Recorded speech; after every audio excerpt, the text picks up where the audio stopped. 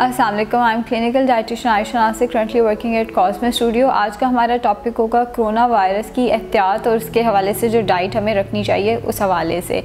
Basically corona virus जो है वो कांटेक्ट के साथ फैलता है, छूने के साथ ये फैलता है एंड इसके सिम्टम्स में जो हम जानते भी हैं कि नज़ला ज़ुकाम वगैरह जो है वो इसके कॉमन सिम्टम्स के अंदर आ जाता है। पाकिस्तान में पहले ये बीमारी इतनी नहीं आई थी, मगर अब रिसेंटली कुछ केसेस रिपोर्ट हुए हैं, जिसके बाद जाहिर है कि ये ज़रूरी है कि हम इसके हवाले से डाइट को भी डिस्कस करें।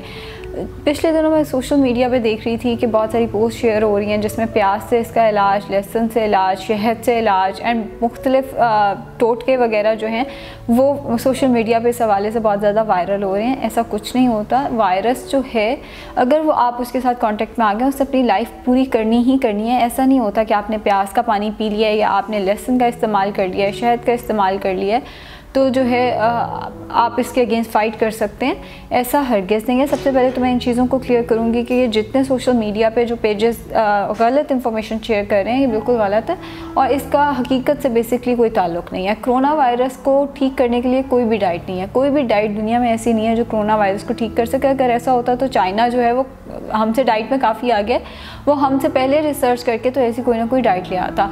तो फिर बेसिकली कोरोना वायरस और डाइट का ताल्लुक़ क्या है? देखें, कोरोना वायरस अगर 100 लोगों को होता है तो उसमें से 2 लोगों की डेथ होती है।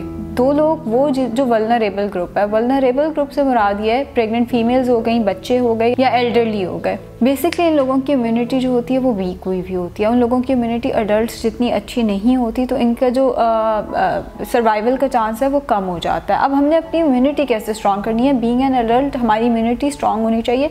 इम्यूनिटी हम डाइट से स्ट्रॉन्ग कर सकते हैं, लेकिन कोरोना वायरस को हम डाइट से कभी भी ठीक नहीं कर सकते। अगर एक दफ़ा आपको कोरोना वायरस हो गया तो फिर उसने अपना पूरा साइकिल कंप्लीट करना है। हाँ, अगर आपकी इम्यूनिटी स्ट्रॉन्ग है, आपकी इम्यूनिटी अच्छी है तो जाहिर है कि आपके जो चांसेस हैं सर्वाइवल के वो बढ़ जाते हैं। अब इम्यूनिटी बूस्टर्स जो हमारे पास आते हैं, सबसे पहले विटामिन सी आता है। विटामिन सी आजकल अवेलेबल है, बहुत ज़्यादा अवेलेबल है, लेकिन वो जाने वाला है। ऑरेंजेस की फॉर्म में, अमरूद की फॉर्म में, अब स्ट्रॉबेरीज आ रही हैं जिसके अंदर विटामिन सी का एक अच्छा खासा कंटेंट है।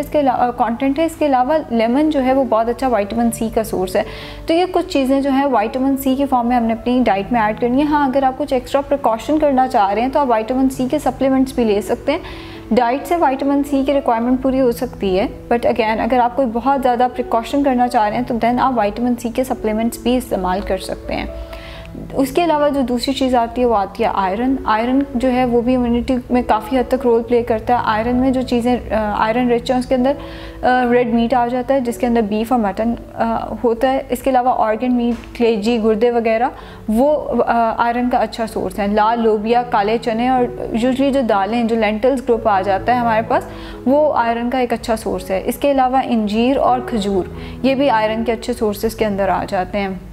दालों के अंदर जो आयरन कंटेंट है वो इतना अच्छा नहीं है जितना बीफ, मटन के अंदर आयरन कंटेंट अच्छा है। तो जिन लोगों को आयरन डेफिशिएंसी होने चाहिए कि वो अपना आयरन का लेवल जो है वो टाइम पे ठीक कर लें एंड रेड मीट का जो है इसके लिए इस्तेमाल करें। चिकन एंड फिश के अंदर आयरन है लेकिन इतना ज़्यादा नहीं है कि वो आपके आयरन लेवल को बेहतर करने में मददगार साबित हो सके। तीसरी जो चीज़ आती है वो आती है जिंक। जिंक जो है वो इम्यूनिटी के लिए भी बहुत अच्छा होता है, हमारे नेल, हेयर और स्किन के लिए भी बहुत ज़्यादा अच्छा होता है। एंड आप देखें जिंक के जो सप्लीमेंट्स हैं वो जिन लोगों को स्किन का मसला होता है यूजुअली हम उनको दे रहे होते हैं। जिंक हमारे पास फ़िश के अंदर बहुत अच्छी मिकदार में मौजूद होता है। जो हमारे अजनास वगैरह होते हैं उनके अंदर जिंक होता है एंड डार्क चॉकलेट जो है वो जिंक का बहुत अच्छा सोर्स है। तो हम इन 3 चीज़ों का इस्तेमाल कर सकते हैं। लेकिन अगैन अगर आपको लगता है कि आप डाइट से इतने ज़्यादा जिंक रिच सोर्सेज नहीं ले सकते, आप नट्स वगैरह का इतना इस्तेमाल नहीं कर सकते, तो फिर आप ये कर सकते हैं, आप इसकी सप्लीमेंटेशन की तरफ चले जाएं। इसके सप्लीमेंट्स भी मार्केट में रेडीली अवेलेबल हैं, आप किसी भी फार्मेसी से जाकर जिंक के सप्लीमेंट्स ले सकते हैं।